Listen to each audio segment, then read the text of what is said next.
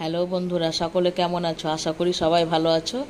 এসো আজকের রেসিপিটা শুরু করা যাক। রেসিপিটি হলো পটল পসিন্দা। চলো উপকরণগুলো দেখে নিই। পটল পসিন্দা রেসিপি নিয়ে, তো চলো তোমাদেরকে ঝটপট উপকরণগুলো দেখিয়ে দিই। এখানে 500 গ্রাম পটল নিয়েছি। পটলটা আমি ছিলে ধুয়ে পটলের দুই মাথা এদিক ওদিক বটিতে ভালো করে চিড় দিয়ে রেখেছি, যাতে লবণ হলুদটা ভালো করে মিশে। আর এখানে আমি পরিমাণ মতো সাদা তেল নিয়েছি আর পরিমাণ মতো লবণ নিয়েছি। আর এই ছোট্ট চামচের 1 চামচ নিয়েছি ধনে গুঁড়ো, 1 চামচ জিরে গুঁড়ো, 1 চামচ গরম মশলা গুঁড়ো, 1 চামচ লঙ্কার গুঁড়ো, 1 চামচ কাশ্মীরি লঙ্কার গুঁড়ো, আর হলুদটা বন্ধু পরিমাণ মতো নিয়েছি। আর নিয়েছি এখানে আমি এই চামচের 2 চামচ মতো গুঁড়ো দুধ নিয়েছি। আর এখানে এই চামচের 1 চামচ আদা রসুন একসঙ্গেই বেটে রেখেছি। অল্প পরিমাণে একটু চিনি নিয়েছি স্বাদ মতো। বাদাম নিয়েছি অল্প পরিমাণে, চিনে বাদাম। আর সাদা তিল নিয়েছি এই চামচে। 2টো কাঁচা লঙ্কা চিড়ে রেখেছি। আর 2টো মাঝারি সাইজের পেঁয়াজ কুচি করে রেখেছি। আর ছোট ছোট 2টো টমেটো কুচি করে রেখেছি। আর 2টো এলাচ নিয়েছি, একটা দারচিনি নিয়েছি। পটলের মধ্যে আমি লবণ আর হলুদ মাখিয়ে নেব। লবণ দিলাম, এবার হলুদ দিয়ে দিচ্ছি। এগুলোকে এবার ভালো করে আমি হাত দিয়ে মেখে নেব, দিয়ে তেলে ভাজবো। পটলে লবণ হলুদ মাখিয়ে আমি 10 মিনিট রেখে দেবো। এই সময় আমি একটা মিক্সির জারে মশলাটা এবার তৈরি করে নেব। বাদাম দিয়ে দিচ্ছি। এই সময় আমি একটা মিক্সিতে এগুলো বেটে নেব। বাদামটা দিয়ে দিচ্ছি, সাদা তিলটাও দিয়ে দিচ্ছি। এগুলোকে আগে শুকনো অবস্থায় ঘুরিয়ে নেব। বাদাম আর সাদা তিল মিক্সিতে শুকনো অবস্থায় ঘুরিয়ে নিলাম। ওর মধ্যে এবার গুঁড়ো দুধটা আমি দিয়ে দিচ্ছি। দিয়ে অল্প পরিমাণে একটু জল দিয়ে দিচ্ছি মিক্সির জারে। এবার সবগুলোকে একসঙ্গে ঘুরিয়ে নেব। তিল, গুঁড়ো দুধ আর বাদাম একসঙ্গে জল দিয়ে আমি পেস্ট করে রেখে দিলাম এটাকে। দিয়ে ওই মিক্সির জারে এবার টমেটোটাকে আমি পেস্ট করে নেব। টমেটোটা আমি বেটে নিয়েছি। দেখো আমার মশলা সব কিছু রেডি। এবার কড়াই আমি সাদা তেল চাপিয়ে দিয়েছি। সাদা তেল দিয়েছি, তেল গরম হয়ে গেছে। ওই গরম তেলের মধ্যে পটলগুলোকে এবার আমি ভেজে নেব। সব পটলগুলো আমার ভাজা হয়ে গেল, লাল লাল করে ভেজে নিলাম।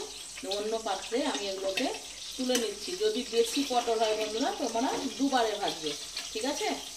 দেখো এরকম করে পটলগুলোকে ভেজে আগে উঠিয়ে রাখছি। ওই তেলের মধ্যে আমি 2টো এলাচ আর দারচিনি দিয়ে দিলাম। একটু গরম করে নেবো এটাকে। দিয়ে পেঁয়াজগুলো আমি দিয়ে দিচ্ছি। পেঁয়াজগুলোকে লাল লাল করে এবার ভেজে নেব। এই পটল পসিন্দাটা এমনই একটা রেসিপি, পোলাও, ফ্রাইড রাইস, লুচি, পরোটা, ভাত যেটা দিয়ে খাবে সেটার সঙ্গেই খুব সুন্দর লাগবে। তোমরা একবার হলেও বানিয়ে দেখো। যদি ভালো লাগে তাহলে অবশ্যই একটা লাইক করো, কমেন্ট করো, আমার পাশে থেকো বন্ধু। আমিও তোমাদের পাশে অবশ্যই থাকবো। ভাজার সময় কাশ্মীরি লঙ্কা গুঁড়ো দিয়ে দিচ্ছি আর স্বাদ মতো লবণ দিয়ে দিচ্ছি। এবার লাল লাল করে পেঁয়াজগুলো ভেজে নেব। লাল লাল করে ভাজা হয়েও গেছে আমার।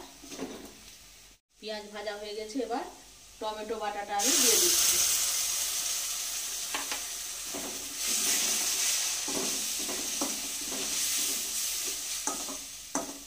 আদা রসুন বাটাটা দিয়ে দিচ্ছি।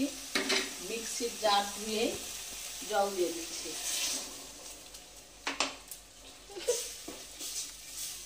গুঁড়ো মশলাগুলো সব আমি এর মধ্যে দিয়ে দিচ্ছি। চিনিটাও দিয়ে দিচ্ছি।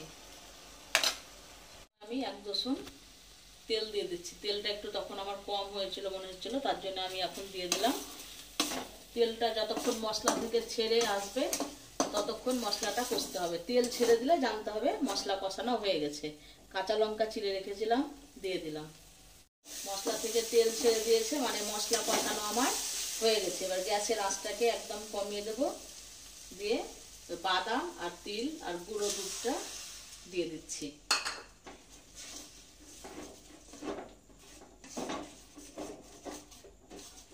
ভেজে রাখা পটলগুলো ওর মধ্যে দিয়ে দিচ্ছি।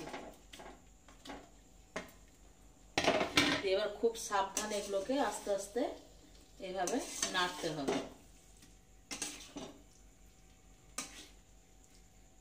মশলার বাটি ধুয়ে আমি জল দিয়ে দিলাম। খুব একটা বেশি জল দেব না, এটা যেহেতু গায়ে লাগা লাগা হবে, ঝোল তো হবে না। এখন নামাবার সময় আমি 1 চামচ ঘি দিয়ে দিলাম ওর মধ্যে। ঘিটা দিয়ে ভালো করে নাড়াচাড়া করে এটাকে এখন 5 মিনিট মতন আমি থালা দিয়ে ঢাকা দিয়ে রাখবো। 5 মিনিট পর ঢাকাটা খুলবো। গ্যাসটাকে অফ করে দিলাম। চলো ঢাকনাটা খুলে দেখে নি কেমন হয়েছে পটল পসিন্দা। এই দেখো কি সুন্দর হয়েছে। এবার আমি এগুলোকে অন্য পাত্রে তুলে নিচ্ছি।